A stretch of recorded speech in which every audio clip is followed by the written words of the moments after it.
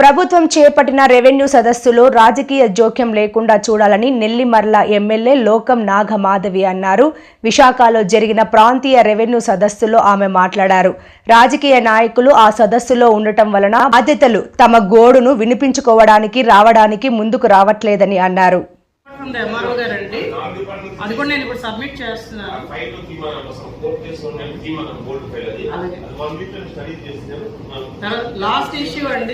Last issue Boddavalasa గ్రామంలో survey number 8 అండి.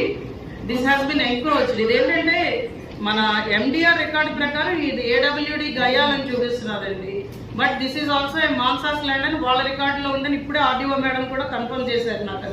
ఇది రికార్డులన్నీ తీయించి చూస్తే అక్కడ సుమారు ఒక 20 మంది దాకా ఇల్లు కట్టేసుకున్నారండి. ఆల్రెడీ నార్మల్ హౌసెస్ కాదండి ఇవి. 30-40 లక్షలు పెట్టి ఇల్లు కట్టేసుకున్నారు. వాళ్ళకి కరెంట్ కనెక్షన్ సగం మందికి ఇచ్చారు, సగం మందికి ఇవ్వలేదు.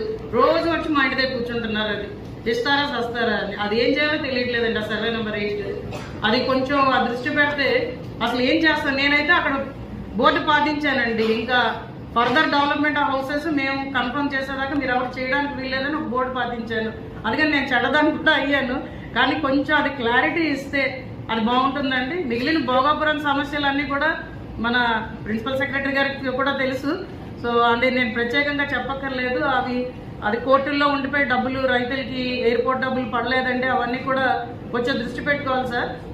ఇంకొకటి నేను ముఖ్యంగా చెప్తున్నది ఏంటంటే దేర్ ఆర్ సమ్ ఎస్ఎల్ఏస్ డిఫైన్డ్ కానీ స్ట్రిక్ట్గా ఎన్ఫోర్స్ అవ్వట్లేదండి. ఇప్పుడు ఒక మ్యూటేషన్కి పెట్టుకుంటే 14 రోజుల్లో అయిపోతుంది అని చెప్తున్నారు కానీ అది స్ట్రిక్ట్గా ఎన్ఫోర్స్ అవ్వట్లేదు.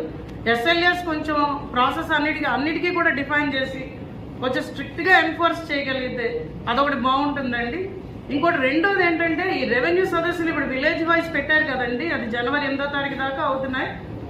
అక్కడ పొలిటికల్ ఇంటర్ఫిరెన్స్ కొంచెం ఎక్కువగా ఉందండి. ఏ పార్టీ అయినా, I'm not going to name A party, but అక్కడ ప్రజలు స్వచ్ఛందంగా వచ్చి అధికారులకి ఇద్దాం అనుకున్నప్పుడు అక్కడ పొలిటికల్ ఈ విషయం నాకు తెలుసులే నేను సెటిల్ చేస్తాను అన్న ధోరణి ఎక్కువగా కనిపిస్తున్నారండి. అంటే మేము ఎమ్మెల్యేస్గా మేము ప్రతి చోట ఉండలేము. But we're trying to tell the officers to document everything. అది కొంచెం మిస్సింగ్ అవుతున్నదండి. కాబట్టి దీని ఎండ్ రిజల్ట్ ఎలా ఉంటుందని కొంచెం భయం వేస్తున్నది. సో అది కూడా కొంచెం దృష్టి పెట్టమని చెప్తున్నాం అండి. థ్యాంక్ యూ అండి.